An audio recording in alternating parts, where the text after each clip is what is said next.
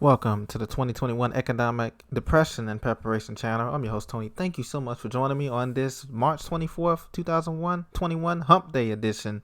Today, I'm going to talk about 2 or 3 topics, but also please make sure you subscribe to Preach to Me. We are the only channel giving you the 100% unadulterated truth as YouTube allows us to.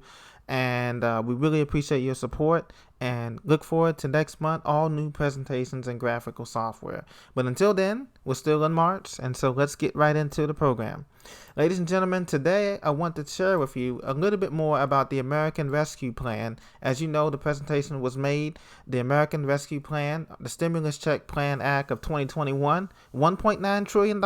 It passed, and now, as of next week, everyone will have working Americans and those who are retired as well will have received the $1,400 stimulus check, and of course the kids and auxiliaries will have received their money as well by the end of the month.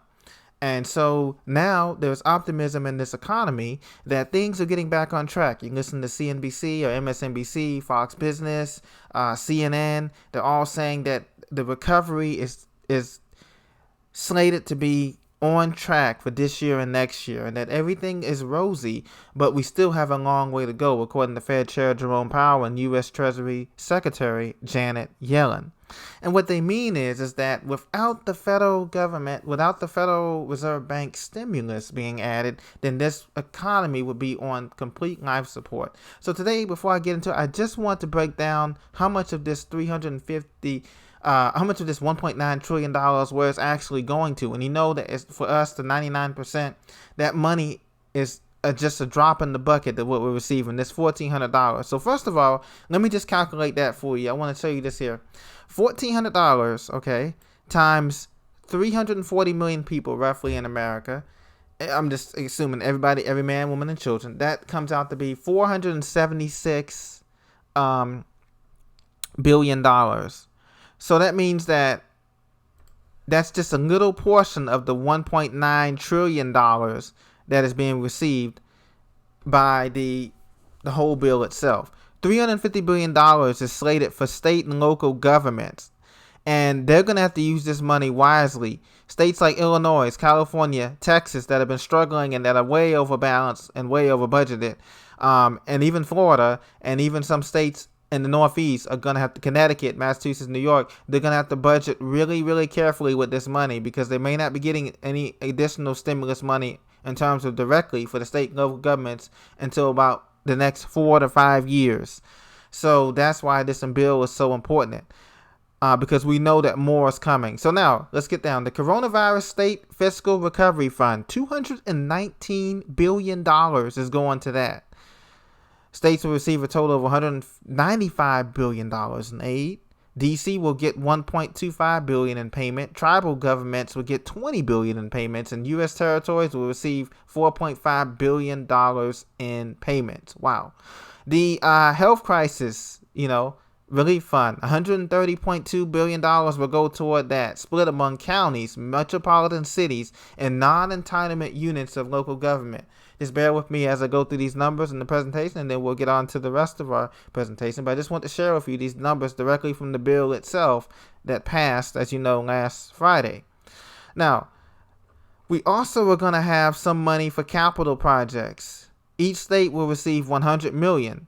The U.S. territories will receive $100 million to be split among them, and tribal governments in the state of Hawaii as well. The remainder of the funds will be allocated to the states based on population.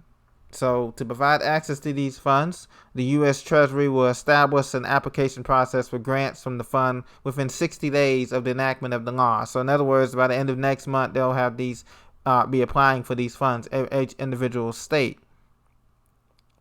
What's interesting to note with this new $1.9 trillion bill is that most of this money goes to state, local governments, and also, of course, to our representatives, congressmen and congresswomen. That's where the majority of this $1.9 trillion stimulus plan passed. Matter of fact, this morning they had a piece on CNBC talking about the financial disclosure of the U.S. congressmen and congresswomen, and these people have millions of dollars in stocks, gold mining stocks, as well as, and of course, the big S&P 500 stocks. Then they also have millions of dollars into on the boards of these pharmaceutical companies like Pfizer and AstraZeneca. But that's no surprise to you guys. I just want to share that with you. Now, secondly, the restaurants are going to make a comeback according to reports here. Restaurants are waiting for their chance to tap into their $28.6 billion relief fund that's coming out of this package. Now, I don't know about you, but I haven't been eating out much because of, not just because of the sickness and the virus, but it's just because it's just cheaper to eat at home for the most time. And, that's just one of the reasons why. And the food actually tastes much better. And it used to be a thing where a couple of years ago, before this crisis, back in, so let's say the 2010s, right? The only things that were building in most of these small cities and towns was what? Fast food stations and gas stations, fast food joints, and storage units. And we see more of the same today, 10 years later. The only things that they're building in some of these towns is new fast food joints, whether it's a Culver's or White Castle Burger or McDonald's or, In-N-Out Burger or whatever part of the country you're in. That's what they're building. And it's so crazy because that's based on our economy. 70% of our economy is based on the service sector, retail, and hospitality. That's 70% of the American economy. So restaurants are waiting to tap into this fund, but many people say it's going to be months, actually. Congressmen and people in Congress feel like it'll be months before they even get this money. And so guess what that means? That means that there's going to be more places like San Francisco, where 60% of San Francisco's small businesses, including restaurants, are shut down permanently, meaning they're not reopening in that location again. And I know in other cities that has happened to as well, from DC to New York to Indianapolis to Chicago, down south to Orlando and Miami and Tampa. These restaurants are not coming back, and this is through all taste of food, whether you like Mexican, Indian, African, Chinese, Ethiopian, American, pizza, whatever. All those places are not coming back because the SBA, the Small Business Administration, has said that this money, they won't even start accepting applications until April 8th.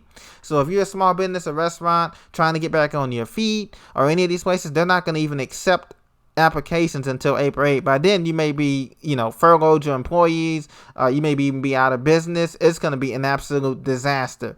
And so make no mistake about it, this bill is going to be hurting restaurants. Get used to cooking at home, ladies. You might want to start taking a cooking class. If you pay for that with your stimulus, it only costs $100 now or $200. Or start ordering, Hello Fresh kits or whatever you have to do. Men, we may have to start doing some other things as well, instead of being able to hang out at some of these sports bars and different places, because they're going to be shutting down soon by the end of this year permanently, as the money's just not going to be there. So the cruise industry looks to be, everybody wants to get back as well. The cruise industry has begged the CDC to let them start cruising by the end of May. So they're putting a request to get cruises back going to these island destinations like Mexico and Dominican Republic and all of these fun spots. Hey, I would love to go on a cruise. I'm sure you would too. But, people get sick on a cruise on a regular day, not counting this health crisis, and then, hey, the cruise may break down. And so that's an extra expense. And so I just don't see how that industry is going to recover. The travel industry is not going to be able to recover at all as well. And remember, we still have the housing crash that is going to be coming later this fourth quarter in 2021 into 2022 because rates are rising. I'm going to show you that right now here. Let's take a look at it, ladies and gentlemen. Home buyer mortgage demand inches higher, but rates hit highest level since summer. Well, listen, mortgage applications to purchase a home rose 3% last week. But my question is this. Mortgage applications to refinance a home decreased 5% because rates are going up more than 50 basis points, and we haven't even gotten into the summer yet. So with mortgage rates increasing, gas rates increasing, food rates increasing, and utilities increasing, Federal Reserve Chairman Jerome Powell, he says that inflation is going to be temporary, but I don't think so.